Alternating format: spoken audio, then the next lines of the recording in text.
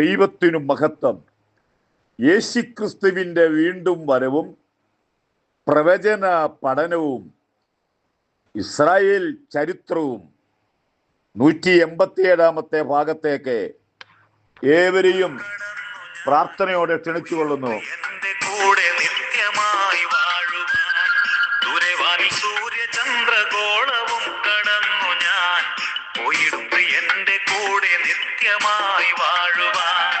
ഇന്നലെ ഞാൻ ഒന്നുമല്ലി മണ്ണിലെന്റെ പ്രിയരെ, ഇന്നലെ ഞാൻ ഒന്നുമല്ലി മണ്ണിലെന്റെ പ്രിയരെ, എങ്കിലും കരുതി എന്നെ കൺമണി പോൽ കാത്തവൻ, എങ്കിലും കരുതി എന്നെ കൺമണി പോൽ കാത്തവൻ.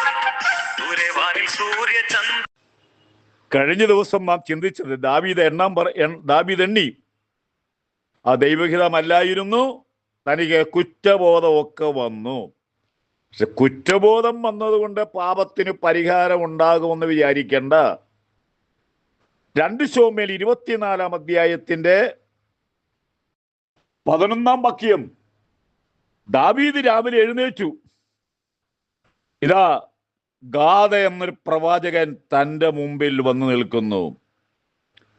അത് യഹോവയുടെ അരുളപ്പാട് പറയാൻ വേണ്ടി വന്നിരിക്കുന്നത്.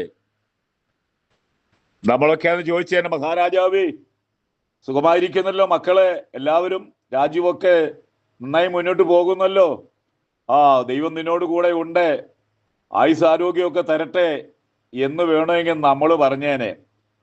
പക്ഷെ ഇത് ദൈവത്തിൻ്റെ പ്രവാചകൻ അങ്ങനത്തെ കാര്യങ്ങളൊന്നും പറയാൻ ദൈവം ഏൽപ്പിച്ചിട്ടില്ല. ദൂത് പറയാൻ വേണ്ടി ഏൽപ്പിച്ചിരിക്കുന്നത്. അതാണ് അവന്റെ ജോലി. ദാവീദിന്റെ മുഖത്ത് നോക്കി പറഞ്ഞു, ഞാൻ നിന്നോട് 3 കാര്യം പറയാൻ വേണ്ടി വന്നിരിക്കുന്നത്. അത് നിനക്ക് ഏതെങ്കിലും വേണമെങ്കിൽ തിരഞ്ഞെടുക്കാം. കാരണം ഇതിൽ 3-ൽ ഏതെങ്കിലും ഒന്ന് സംഭവിച്ചേ പറ്റുകയുള്ളൂ. ഒന്നാമത്തേത്, നിന്റെ ദേശത്തെ 7 വർഷം ക്ഷാമം ഉണ്ടാകും. 7 വർഷം ഇച്ചിരി കഠിനമാണ്. രണ്ടാമത് പറഞ്ഞു, 3 മാസം ശത്രുക്കൾ നിന്നെ ഓടിക്കും, നിന്നെ പിന്തുടരും, അവരുടെ മുമ്പിൽ നീ പരാജയപ്പെട്ട് ഓടിപ്പോകും. മൂന്നാമത് പറഞ്ഞു, നിന്റെ ദേശത്തെ 3 ദിവസം മഹാമാരി. ഏത് വേണം? ദാവീദ് നോക്കിയപ്പോളെ എന്തായിരുന്നാലും 3 ദിവസം കൊണ്ട് അത് കഴിയുമല്ലോ. മറ്റേ 3 മാസം ശത്രുവിന്റെ സംഹാരം, അത് ബുദ്ധിമുട്ടാണ്. 7 വർഷമാണെങ്കിൽ ക്ഷാമം, അത് ചിന്തിക്കാനേ പറ്റിയേല. ഇതിലേത് വേണമെങ്കിലും ദാവീദ് അങ്ങ് തെരഞ്ഞെടുക്കാൻ പറഞ്ഞു. ദാവീദ് പറയുന്നൊരു കാര്യമുണ്ട്, ഞാൻ വളരെ വിഷമത്തിലായിരിക്കുന്നു. പുള്ളിക്കൊന്നും മറുപടി പറയാനില്ലാഞ്ഞുകൊണ്ട് ദൂതൻ പറയുന്നൊരു കാര്യമുണ്ട്. അത് നമ്മളൊന്ന് വളരെ ഗൗരവമായിട്ട് ചിന്തിക്കണം. എന്നെ അയച്ചവനോട് മറുപടി പറയണം. എന്താ ഒരു പ്രവാചകന്റെ ആ ശുശ്രൂഷയുടെ വലിപ്പം! ആ പ്രവാചകനും ദൈവവുമായിട്ടുള്ള ബന്ധം നോക്കി വേണം. അദ്ദേഹം പറയുന്നത്, എനിക്ക് അവനോട് മറുപടി പറയണം. ദാവീദ് പറഞ്ഞു, ഞാൻ യഹോവയുടെ കയ്യിൽ വീഴട്ടെ, അല്ലാതെ വേറെ ഒരു പദ്ധതിയും ഇല്ല. ഒടുവിൽ ദാവീദ് പറഞ്ഞു, 3 ദിവസമുള്ളല്ലോ, ആ മഹാമാരി ആയിക്കൊള്ളട്ടെ എന്ന് പറഞ്ഞു. മഹാമാരി എന്ന് പറയുന്നത് നമ്മൾ ഉദ്ദേശിക്കുന്ന കണക്കെ വലിയ പെരുമഴയൊന്നുമല്ല.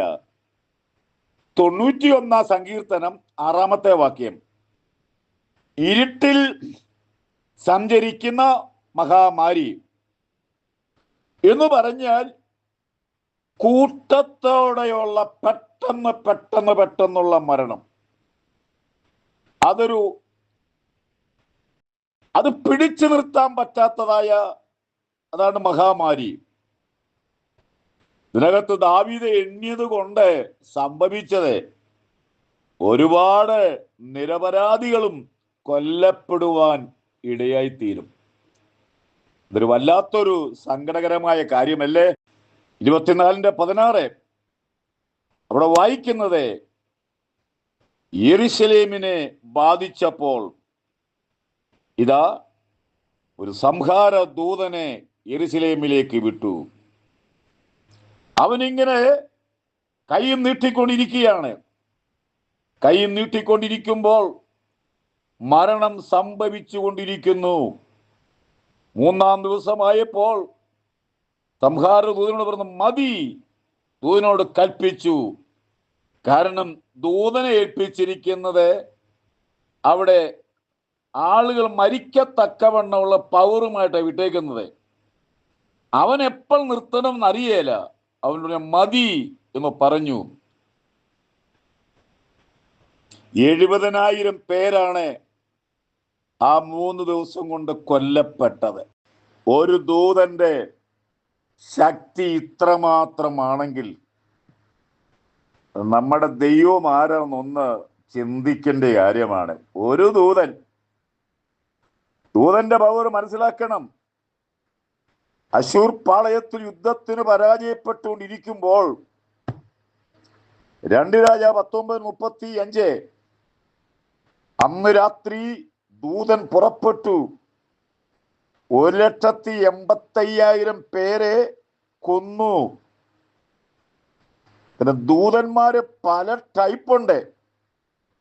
ദൂതന്മാരെ ഒന്നുകൂടെ മനസ്സിലാക്കണം. ലൂക്കോസ് 16:22 ആ ദരിദ്രൻ മരിച്ചപ്പോൾ അവന്റെ അഡ്രസ് അതാണ്. നമുക്കൊക്കെ വീട്ടുപേരുണ്ട്, നമുക്കൊക്കെ സ്ഥലത്തിന്റെ ഒരു പേരുണ്ട്, ഒരു പോസ്റ്റ് ഓഫീസിന്റെ അഡ്രസ്സൊക്കെ ഉണ്ട്. പക്ഷെ ഇദ്ദേഹത്തിന്റെ ആകെയുള്ള അഡ്രസ് ആ ദരിദ്രൻ മരിച്ചപ്പോൾ അവനെ ദൂതന്മാർ അവനെ അബ്രഹാമിന്റെ മടിയിൽ കൊണ്ടുപോയി. ദൂതന്മാർ എന്ന് പറയുമ്പോൾ ഒന്നിലധികം ദൂതന്മാരെ മരിച്ചു കഴിഞ്ഞാണ് ഇവന് ശരിയായിട്ടുള്ള അഡ്രസ് ലഭിച്ചത്. ഭൂമി നമ്മൾ ജീവിക്കുമ്പോൾ അഡ്രസ് ഇല്ലെങ്കിലും നമ്മൾ ദൈവത്തെ അറിഞ്ഞ് ജീവിക്കുമ്പോൾ നല്ല അഡ്രസ് ഉണ്ടാകും. അന്നേരമാണ് അഡ്രസ് ഉണ്ടായത്. ഞാൻ ഒരു കണക്കൂടെ പറയുന്നു, ഒത്തിരി കണക്കുണ്ട്. 68-ാം സങ്കീർത്തനം 17-ാമത്തെ വാക്യം, അവിടെ രഥത്തിന്റെ കണക്കാ പറഞ്ഞിരിക്കുന്നത്. ദൈവത്തിന്റെ രഥങ്ങൾ 1000 എന്ന് പറഞ്ഞാൽ 1000 × 1000, അതൊരു 10 ലക്ഷം നമുക്ക് കണക്ക് കൂട്ടാം. അടുത്ത കണക്കെന്ന് പറയുമ്പോഴേ കോടി × കോടി, കോടി × കോടി, അത് വലിയ സംഖ്യയാണ്. അത്രമാത്രം രഥങ്ങളും അത്രമാത്രം ദൂതന്മാരുള്ളായ ഒരു സ്വർഗം നമുക്കുണ്ട്. ഈ പാഴ്മരുഭൂമി ജീവിക്കുമ്പോൾ വേദനകളും ദുഃഖങ്ങളും ഭാരങ്ങളും ആയിരിക്കാം. വിശ്വാസിയെ, ദൈവമക്കളെ, നമുക്കൊരു നിത്യതയുണ്ട്. എന്റെ വാക്കുകൾ ഇവിടെ അവസാനിപ്പിക്കുന്നു. ദാവീദിന്റെ പാപം ക്ഷമിച്ചില്ല, കാരണം ദൈവഹിതപ്രകാരമല്ലായിരുന്നു എന്നത്. ശിക്ഷ അനുഭവിക്കേണ്ടി വന്നു. എനിക്കൊരു കാര്യം പറയണ്ട, ദൈവത്തെ ഓർത്ത് നമ്മളെ ഭൂമി വെച്ച് ശിക്ഷ ഉണ്ടാകാതിരിക്കത്തക്കവണ്ണം നാം നമ്മെ തന്നെ സൂക്ഷിച്ച് പാപത്തിന്റെ ഒരു വഴിയിലും പോകല്ലേ എന്ന് സ്നേഹത്തോടെ പറഞ്ഞുകൊണ്ട് ഞാൻ തൽക്കാലം ഇവിടെ ക്ലാസ് അവസാനിപ്പിക്കുന്നു. തുടരും. പ്രാർത്ഥിക്കുക, ഭാരതത്തിലൂടെ പ്രാർത്ഥിക്കുക. വലിയൊരു ഉണർവുണ്ടാകാൻ വേണ്ടി നിങ്ങൾ അംഗമാകുക. ദൈവം നമ്മളെ അനുഗ്രഹിക്കട്ടെ.